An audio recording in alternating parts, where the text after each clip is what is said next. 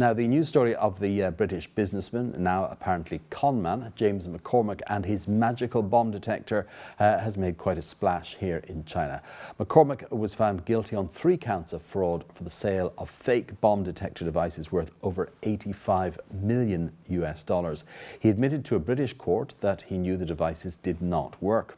Actually, his ADE 651 device was simply modelled on a novelty golf ball finder. However, McCormick claimed it could detect explosives, narcotics, ivory, cash, even human beings being trafficked, all at long ranges or deep underground. In fact, the devices were found to be not much more than empty plastic boxes with various useless attachments, and the results of successfully detecting contraband were no better than random chance. Even so, McCormick managed to sell thousands of the fake detectors at up to $40,000 each. Iraq bought 6,000 devices between 2008 and 2010 at a cost in excess of $38 million to be used at checkpoints within the country. And why that interest here in China? Because here a number of the devices were bought by the authorities at the same astronomical prices, some for use in security at the Beijing Olympics. Well, to find out what Chinese net users have to say about this lucrative scam and the China angle, let's cross over now to the newsroom and our researcher, Julia Liu. So Julia, what's the reaction been to this incredible scam from net users here in China? Well, first of all, many net users here actually seem quite amazed at the popularity of the device, especially that it was sold to as many as 20 countries. And I have to say, some have a sneaking admiration for Mr. McCormick. And this poster, Xi Shan Yiyun, says on Weibo.com. As a matter of fact, I think this McCormick is pretty smart. He simply modifies a golf ball finder, which costs $20, into a credible-looking device which sounds pretty high-tech that can be sold for as much as $40,000. Well, not that many people have this level of creativity.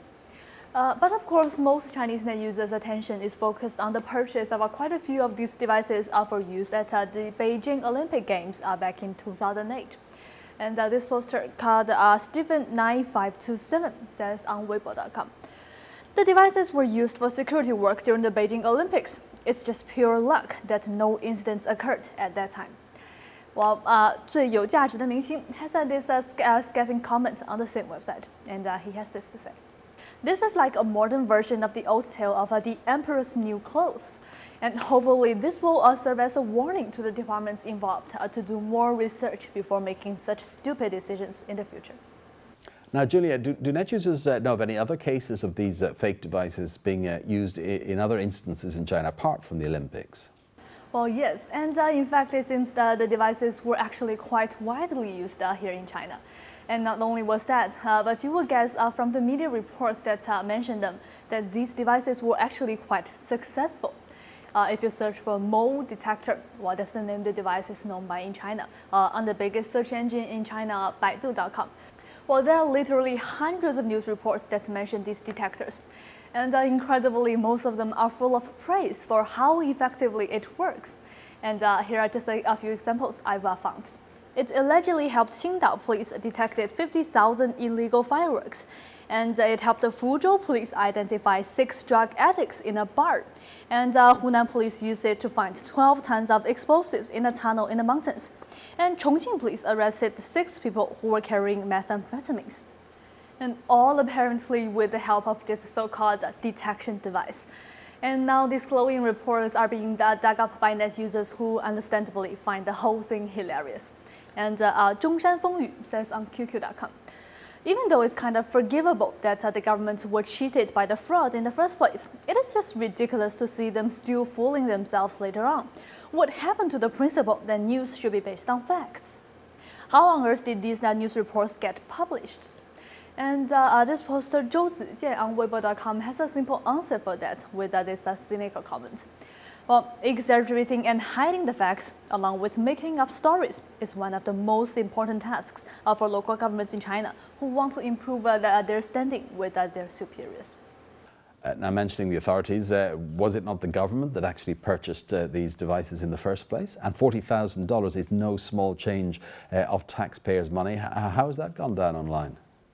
Well, actually, there's an interesting poll on QQ.com which asks the posters the question, do you think the government organs that purchase these devices should be held responsible?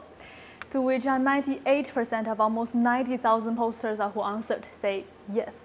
And I think that gives a fair picture of the online attitude to this. And of course, this story has raised the issue of transparency once again, a sore point with many ordinary Chinese taxpayers. And this poster's reaction is fairly typical.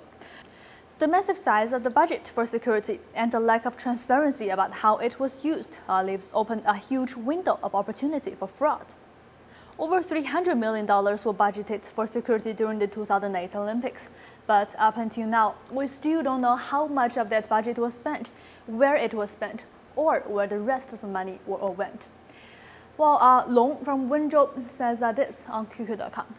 If you take a closer look at the case, we'll see the countries involved, like Iraq and China, just happen to be those that rank at the very bottom of rankings of government transparency, which of course made it so easy for such items to appear on the purchase list. And there's also plenty of speculation that corruption was involved. 绿宜居花牧场 says on Tencent.com. McCormick said that he only got £7.8 million of the £49 million written on the contract, while an official from the Home Office in Iraq is under charge of corruption. Well, that explains why this device was purchased for such a high price in China.